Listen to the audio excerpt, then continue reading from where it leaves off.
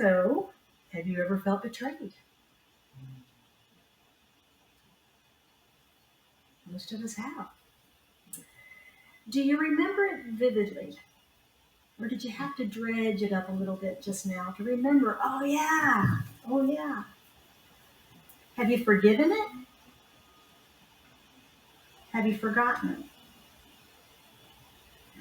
Well, today we're beginning our series this month called Emergence of Spring. The emergence of spring. And this time of year is nature re-emerging, if you will, from the cold and dark of a winter time, and things are blooming and blossoming and coming forth. And it's also the spring equinox. It's the Easter season. It is the goddess of spring, the dawn of fertility in Ostara, bunnies, eggs, all that fun stuff. In the Christian tradition, it's also the Easter season, the reawakening, if you will, the resurrection of Jesus and the tomb, another dawn, if you will, another rebirth. And that's an example of that renewal as well, I think. So we see this time of year and this season as emergence, as an emergence. And today I want to talk about this idea of forgetting and forgiving. We normally hear those words the other way, don't we? Forgive and forget. But we're going to forget and forgive. Maybe. We're going to look at that. And I'm going to look also, we're really not all month, we're going to be looking at the Easter season, the spring season, a lot of the stories from the Easter stories. I guess there's many of them in there, and looking at those through a more metaphysical lens, just a different exploration this year. And today I want to take a look at the character of Judas. The character of Judas. And what did he really represent in that story of the final evening of Jesus' life? Now, as I have reviewed these stories this week and gone back into and read all of the whole timeline there from Jesus coming into Jerusalem and the dinner in the upper room and everything that happened there and so forth, I begin to elevate and look at it differently through more of a metaphysical lens and kind of compare and contrast that to my upbringing in the Methodist Church, which was very traditional Christian based. And I looked at, why did Judas do it? Why did Judas betray Jesus? And three ideas typically come to the surface. The first one is the devil made him do it. The devil made him do it. The second idea is that he was just a greedy thief. He sold out the boss for 30 pieces of silver. And then the third is, oh, well, he had to fulfill the prophecy of the Old Testament. So those are the three reasons that are most frequently given for Judas' betrayal of Jesus at the Last Supper. And if you remember, he betrayed him with a kiss to identify him. Remember that? Mm-hmm. So these are all very acceptable reasons, yes, for why we would have a villain in this story. Very acceptable reasons. But Jesus chose 12 disciples that followed him, that traveled with him, that he taught separately on the side beyond what he was teaching to the masses. He would explain it more in detail to them. They were privy to the miracles, the healings, and all of the work that he did, his full ministry. Why Judas? He'd been with him for 3 years in that ministry, experiencing the miracles of the wine, the water into wine, the healing of the blind and the lame, and the raising of multiple people who had died, bringing them back to life. Why would he do that? Why would he betray him? Is betrayal ever okay? When I was growing up, my brother was about 7 years older than I was. And he and my sister were about 18 months apart. And they had a very typical competitive, maybe rival sort of childhood relationship because they were so close in age. I came along 7 years later. So I was the new baby. And I can just see my parents going, now you've got a baby sister. You have to protect her. You have to take care of her. Parents, am I right? Yeah. Got a little baby sister. And so he took that role on. And for many years, he was my protector. He looked out for me. And we had a really close relationship. And when he turned 16, he had been working and he was able to get a car and got his first car. And he took his bicycle and traded it in for a brand new girl's bicycle for me, which I thought was just really cool because I've been riding the hand-me-downs of everybody, every other cousin in the family. And I got my own bike. Little, one of those little, what do they call them, spiders, I think, that had the banana seat and a little white basket, and it had the blue, it was blue, and it had little blue, streamers. Is that what they were called? Yeah. Tassels, thank you. That's it. Little tassels on the side. And I was just thrilled. So we were very, very close. Like I say, he was my protector, my big brother for many, many, many years until he betrayed me. And as I revisited this story this week, 50 years later, and looked at it, what's my perspective? Can I see that event, that moment in time, through the transparency of God? Can I revisit it from that? Have I forgotten the event? Have I forgiven the event? Have I forgiven him? I will tell you, for a lot of years, I did not. I carried it like a badge, and I was delighted to tell anyone about it and how horrible he was for many, many years. And as we all, I eventually grew up, and I let it go. I forgave, and I forgot about it. So our book this month, Dr. Larry Dawsey suggests that while many of us of a certain age group may worry about forgetting things. Anybody having those experiences of, short-term memory, where did it go? But he says forgetting is actually a very healthy perspective.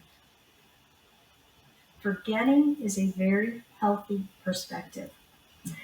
Ernest Holmes, who's the founder of our Centers for Spiritual Living, he's also the author of the Science and Mind and Philosophy that we teach from. He was asked one day, he says, why must we turn away from the condition? Are you familiar with that teaching? We talk about turn away from the condition, focus on what you prefer instead. He was asked, why is that true? Why can't I treat for my headache, my painful, awful, nasty headache to go away? And his response was, treatment ignores the conditions and focuses on consciousness, the interior awareness of truth.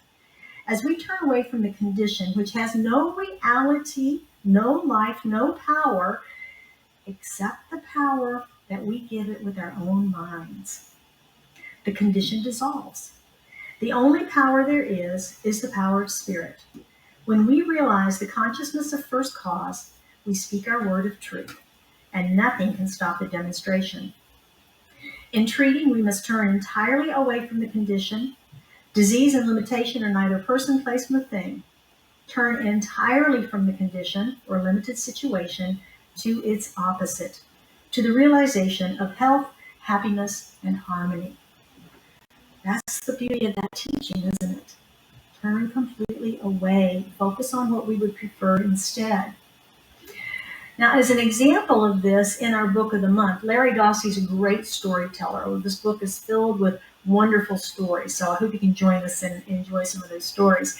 But he relates a story of a professional golfer by the name of John Vandervelde.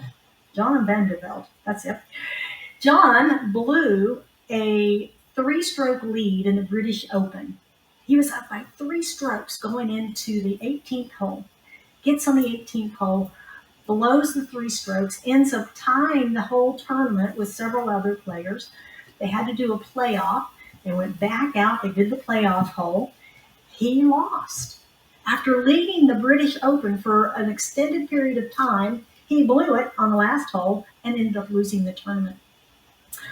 Well, you can imagine the press had a field day with him. What happened? What happened? What happened? Did you lose your focus? What happened? And he enjoyed the limelight for a while until he finally said, look, guys, let's move on. I don't live in the past. I'm going to play golf in the future. That stuff's all behind me. Let's move on. And he went on to become a good golfer. I mean, he was a good golfer. He was in the British Open. But he went on to play more professional golf and had a good career. But what about professional baseball pitcher Donnie Moore? Donnie Moore he was a relief pitcher for the California Angels. And he was brought in against the Red Sox in the American League Championship game. Now, it was the 9th inning. It was the 5th game, and the Angels were ahead 5-4. All they needed to do was get out of this inning to win the championship and go to the World Series. And they brought in this relief pitcher. Moore got up on the plate, on the mound. He throws 2 fast lightning bolts right by the batter. Strike 1, strike 2.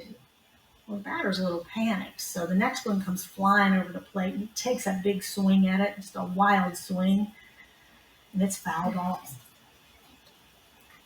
Well, here comes the next pitch, right across the plate. Whack! It's out of here. Home run, bringing in multiple runners. They end up losing the game. The Reds won and went on to the World Series. But what about Donnie Moore, that relief pitcher? Donnie never recovered. He continued to live that moment over and over and over. The disappointment, the embarrassment, the loss of the game in the World Series. Even though his teammates and his coaches kept saying, you won so many games for us to even get us into that championship. You're a great relief pitcher. It happens. He got lucky, whatever. Let's move on. You're a great pitcher. He couldn't shake it. He couldn't get over it. He couldn't let go of it. He continued to relive it over and over and over again. And the really, really, really sad ending to that story is that after taking his wife's life, he took his own. He could not see his way out of that. He couldn't turn away from that condition. And so this gives us perspective on the importance of being able to turn away from the negative conditions of our life and focus on what it is we would prefer instead, so as to not continue to relive that.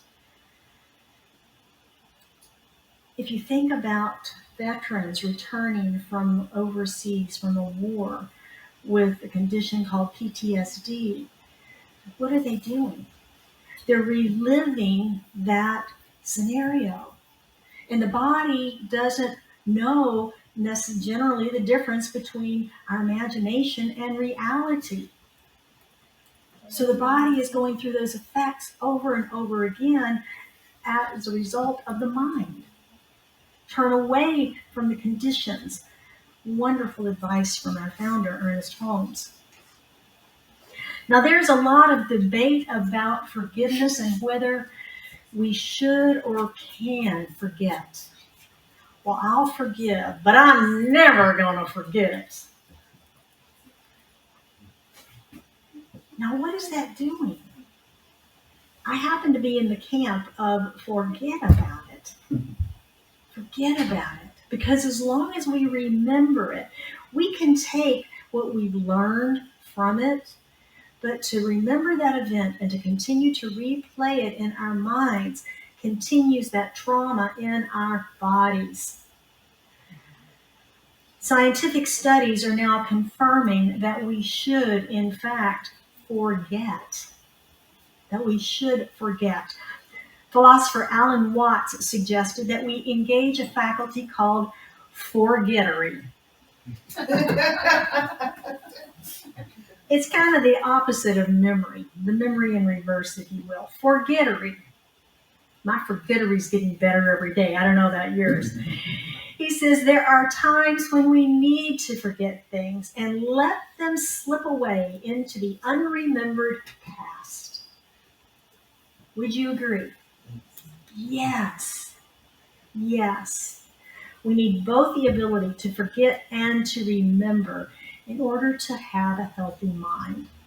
In order to have a healthy mind. In the very, very big picture, don't we all forget a lot of details all the time? Thank goodness.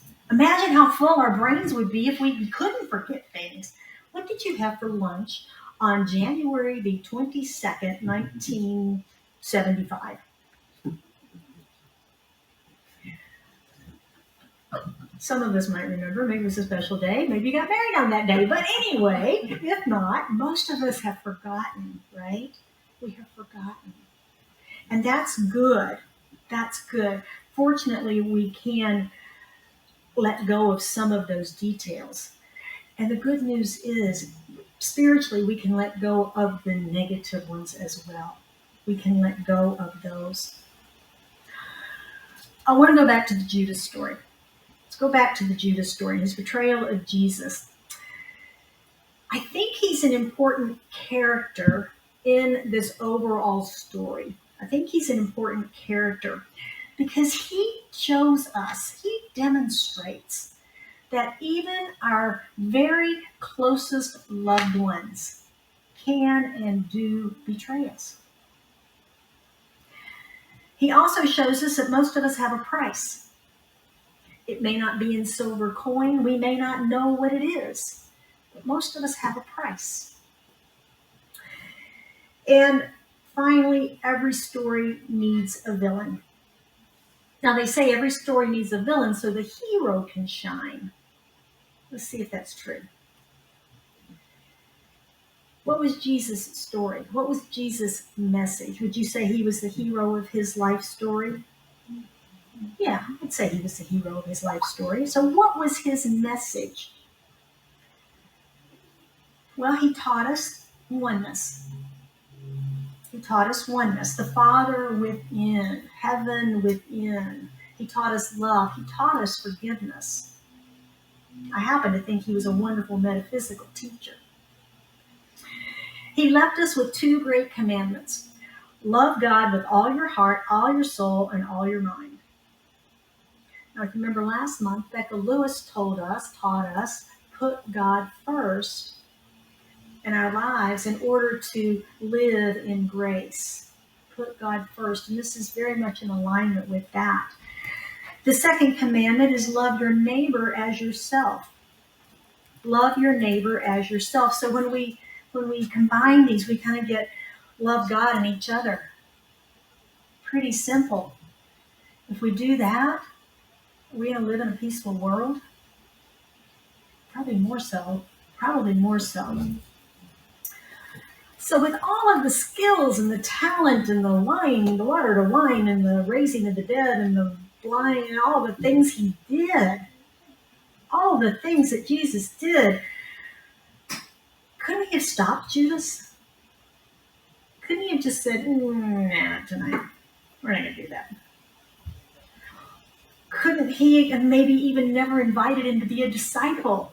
Oh, you're the one that's going to betray me for the prophecy. You're the one that the devil's going to get in and make you do this. Oh, you're the one that's going to sell me out with a kiss and 30 pieces of silver. Get to the back of the line. But he didn't do any of that, did he? Because it wasn't a part of the story. His story required the villain so that his hero could be more exemplified. It kind of be like Luke Skywalker not taking on Darth Vader. He had to take on Darth Vader, didn't he? He had to do it in the movie in order to have the movie make its progression. And the same is true here. Again, I think Jesus was teaching us metaphysical law. I really do. The more I've read and studied his teaching, he's teaching metaphysical law. Let me give you a few examples this morning. In Matthew, he says, "For if you forgive others their faults, your Father in heaven will also forgive you." Boy, has this one been misinterpreted. I think this is a more accurate representation of Jesus. He doesn't look Gentile American. Anyway, get off that soapbox. So, for if you forgive others their faults, your Father in heaven will also forgive you. This has been hijacked over time, the guy in the sky, right? Guy out there, God will forgive you up in heaven if you forgive others.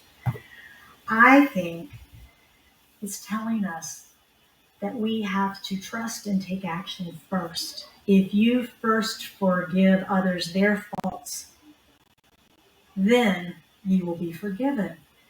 But is it by something outside of ourselves? If you remember last week, Reverend Lee was talking about the monkeys putting their fists in the jar, their hands in the jar to be able to pull out the banana, but they couldn't get the banana because of their fist. They had to let go and trust that in their freedom, they could find more bananas. So when we forgive first and trust, then we are forgiven. But what is that forgiveness part of our being forgiven? It is that little voice inside of us, that place inside of us that continues to rehash the thing we're not forgiving, that keeps it active in our lives and in our bodies, that keeps the trauma going. So when we forgive others, we are automatically being forgiven within, and because we've let it go.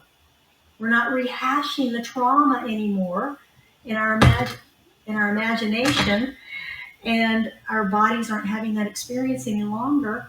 So we feel forgiven in our release and forgiveness of others.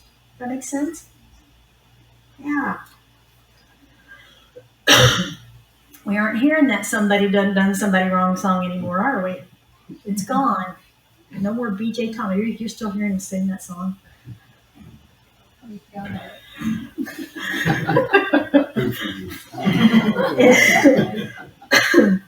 In Luke, we hear that judge not, and you will not be judged. Condemn not, and you will not be condemned. Forgive, and you will be forgiven. This is basic science of mind. Life is a mirror. Life is a mirror. If we judge, we're going to be judged. And it's usually not in a one-to-one relationship. We're judging somebody and somebody's judging us, right? It's not this. It's this unexpected that we get judged, or we get condemned, or we aren't forgiven for our mistakes. We refuse to forgive someone, and we want forgiveness from someone because we made a mistake. And we can't get it. We can't feel that forgiveness because we've got unforgiveness against someone else. That's what this one's about. The mirror is, life is a mirror that reflects back to us, who and what we are. And the best forgiveness statement of all time, in the final moments of his life, "Oh Father, please forgive them, for they do not know what they are doing." In the midst of pain, suffering, imminent death, "Oh Father, forgive them, for they know not what they're doing." That is a huge forgiveness statement. And then, remember the criminal that was hanging next to him? And he looks over and he goes, "Hey, don't worry about it. Today you'll be with me in paradise." He's focusing on what he would prefer to experience instead, isn't he? not the pain and suffering he was experiencing in that moment, but hang in there, buddy. We're going to be in paradise soon. It's going to be okay. He's focusing on what he wanted to experience instead. And he was a great teacher because even all the way up into his last breath, he's teaching and forgiving in spiritual principle and spiritual truth. I love that. I love that. I think that's a wonderful example of how we can live in grace. Where have you been betrayed? Have you forgotten? Have you forgiven? Let's look at our practicing the principles this morning. See how we might be able to forget and forgive this week. I invite you, if you haven't already, to sign up for our Mindful Monday emails that come out every Monday morning. You can sign up in the lobby. If you're online, you can send me an email and I'll get you signed up on the list for tomorrow. And our first one is meditation. Meditation is the most transformative spiritual practice we have. Use it this week to think about anywhere you have felt betrayed by someone. Now, as I was preparing for this talk and putting my thoughts together, I thought, well, have I ever been betrayed? I had forgotten about it. Asking myself that question and pausing to be in the silence with it and think about it brought that old story back up to me. So I had forgotten about it. And when the story came back up, I knew I had forgiven because there was no energy or attachment around it. So it's possible to forget and to forgive. So this week, check it out. See if you have anything that you either have to dig for and confirm. And if you do and you find it, bless it. Bless the process so that if anything new comes up, you can use that same process to work through the release of that. If it's vivid, if you've not forgiven, do some work around that. Call Reverend Lee or myself and we'll walk through it with you. Maybe we can help you heal that and transform that. Number 2 is contemplation. And that's that question, is betrayal ever okay? Is betrayal ever okay? Spending time in the silence, thinking about whether it's okay. Do the means justify the end? Do the means justify the end? Judas' betrayal of Jesus. He was a necessary villain in the story. A white lie to remain loyal to company or friend. Are you betraying yourself by doing that? Does loyalty come into play? And who's the loyalty towards? Consider betrayal, loyalty, patriotism. Consider all of those things as you contemplate that question. It's a little bit of a paradox when we think about betrayal in the traditional sense. Take it into contemplation. Look for specific examples. Number 3, practice. This week, well, today and every Sunday, we sing, I release and I let go. This week, we're going to practice letting go. Letting it go. Whether some new betrayal or an unforgivable act happens, or if you're holding on to something from the past, practice letting it go. Practice getting it up. What if I didn't have to think about this anymore? What if I didn't hold resentment around this anymore? What if I didn't blame them anymore? What would I do with all that free time in my mind? What would I do with all that free energy in my body now that I'm not spending in that trauma of memory and angst and anger? What if I let it go? Who will I be? If you want some further reading, Science of Mind, page 185.3, there's a whole section on turning away from the condition. It's a good section. I recommend it. 185.3. But today I want to close this with a quote from Dr. Tyler Vanderweel, a forgiveness researcher and co-director of the Initiative on Health, Religion, and Spirituality at the Harvard T.H. Chan School of Public Health. Imagine that on your business card. He says, our research indicates that forgiving an offender over time leads to lower levels of depression and anxiety and higher levels of hope, happiness, life satisfaction, and self-esteem. I love when science continues to prove the spiritual teaching of the ages. I love when that is happening. We're seeing so much of it. This week, I invite you to really, let's let it go. Let's let it go. Would you join me in prayer? As we move within, we recognize that there is God and nothing else. Not God and anything. For spirit is all that there is. It is the one life. It is the infinite presence. It is the power. It is the creator of all that has ever been created and is being created in each and every moment. It is infinite intelligence and wisdom. It is harmony and beauty and joy and peace. And it is the essence of life that is in all of creation. And I know that all of that power and presence, that one life of God, is right here now, present in, through, and as this room, and in, through, and as me, as an expression of it, individualized and unique in my own personality and my own personal expression of it. And as I know that for myself, I know that for each and every one of us that's gathered here today in the room, online, or those listening later, knowing that we are all connected in this wholeness and oneness, that there is no separation. There's only the illusion of separation. We are one. We are absolutely one. And so as I know that, I speak my word for each and every one of us, knowing that we can simply let go and let God, releasing anything that stands in our way, in our minds, in our hearts, to absolutely living in the grace of God. That we release it, we let it go, we let it be. That we forget the traumas and the dramas that no longer serve us. We release all those we hold in bondage, and our unforgiveness, our blame, our resentment. And we just open up to the love that God is, that we are, and allow that to be the expression of life as us, through us, here, now, and today.